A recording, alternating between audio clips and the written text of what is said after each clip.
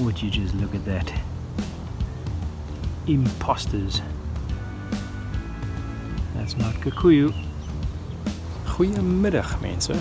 Okay, we are looking at some weeds today. They've popped up all over the place. Let's have a look at what we've got. These naughty little buggers. I've started working on that one that you saw now. And I've got that little patch there and another patch there as well.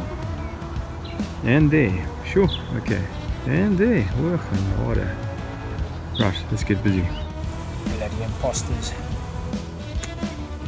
It got a bit too hot yesterday afternoon, so this is now the next day.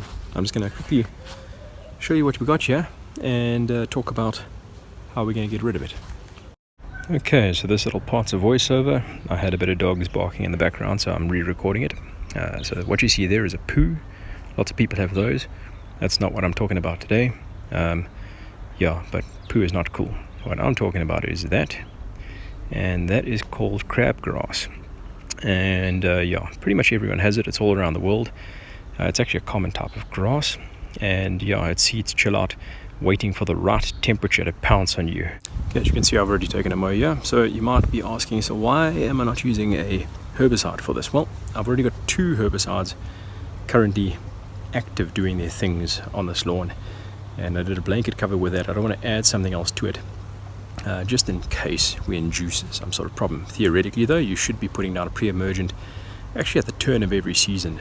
So for us up here in Pretoria, basically when it's just sort of 3 or 4 weeks, let's say 2 to 3 weeks rather, before you know that the temperatures are going to start getting that rise, you should be putting down a pre-emergent, so for us maybe August or so, and that will help prevent these kinds of things happening. It doesn't stop them from happening.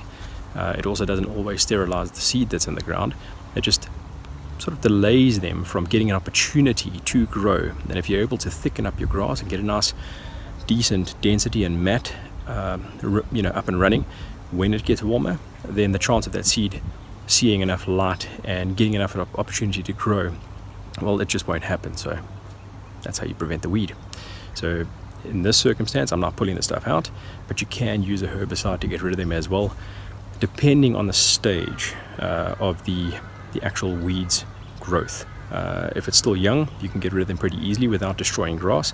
If they're established like these are, you're going to have a bit of trouble. So that's not what we're doing today. Okay, when you get these big bunches like this in and amongst the grass that you want to keep, one of the best ways to get it out is to actually just hold onto the blade of the weed that you know you want to be getting out, and then you fish around until you find its roots, and then you'll find them, you'll feel it, and then that's all that you pull out. So the rest is obviously loosened up, and that you might just be able to find where the baddies are and pull them out as well. And then hopefully by the time you're done, you still have a bit of, in this case, Bermuda in the middle of it all, that we can just hope will grow in. Okay, and this is what some of the aftermath is going to look like. You're going to have a bit of a hole. Now, if you put down a herbicide, you would end up with this kind of a hole anyway, because as I said before, the plant doesn't disintegrate. It doesn't break up from the herbicide already toasting it, like with that soddle down there. That stuff gets so brittle, it just breaks up whenever you mow. This wouldn't break up. Okay, you see here's the example. So it's dried up overnight. As you can tell, it's a very hardy plant. In some places around the world, they just call this common grass. It's just a normal grass type that grows sort of wherever it can. And it does take over. And when it takes over, it will do, whether you've done now what I've done and dug the stuff out, you can see I've left a lot of kikuyu shoots and Bermuda shoots still lying in here, so that's fine. It will grow over in a week or so. You can top dress this. I'm going to be lazy and not top dress it. But I would just put sand down here. I wouldn't even worry about like an actual good quality topsoil, because you've got to remember, all of these grasses, creeping grasses, kikuyu and Bermuda in particular, alum not so much, and buffalo also not so much. They're a similar type of grass, but you can tell here I've got like a certain height, and there's about 1 centimeter worth of depth there to where the soil level is. This has all got to grow and thicken up to this height over this. So if you now top dress this, you're going to end up with a mound as opposed to a level surface. afterwards. So if you put down anything, I still say put down sand, because it will shift and move around, and the grass will move those little coral keys all over the place until it finds a happy spot. And that's basically that. For me, I'm just going to step all over it a little bit, something like that, and that will be fine.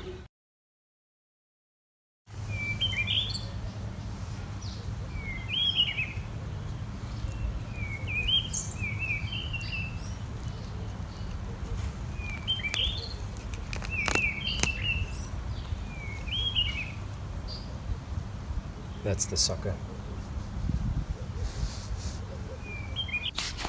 Okay, now here's a good idea, or good example of how you should get it out your lawn. So you can see here, this is where I've still got some of the peak working. It doesn't affect this crabgrass, but it's working on the sorrel and oxtail and other bits and pieces that are in here, the other broadleaf weeds.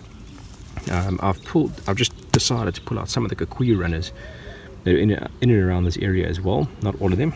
Like here's some young'uns over here, but this is then a good example of how it can look in a kikuyu or Bermuda lawn straight after you pull the stuff out. So it's not too bad. I mean, that's it at a distance.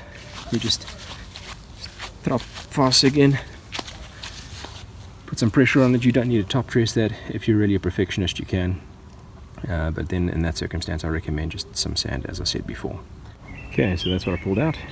Not all crabgrass, it's also a kikuyu that I'm busy ripping out. But something that I did notice is over there where it's in a bit of shade, there was quite a dense patch of crabgrass, and underneath it though it's just loaded with earthworms. Where the crabgrass was bunching, there were lots of earthworms, which is quite interesting. Anyway, I'm going to mow all of this and give it a clean up and call it a day. Okay, I hope that proved useful. Hopefully I made this a short one. Yeah, thanks for watching. Please like and subscribe, and I'm going to go dig out the rest of these. Cheers.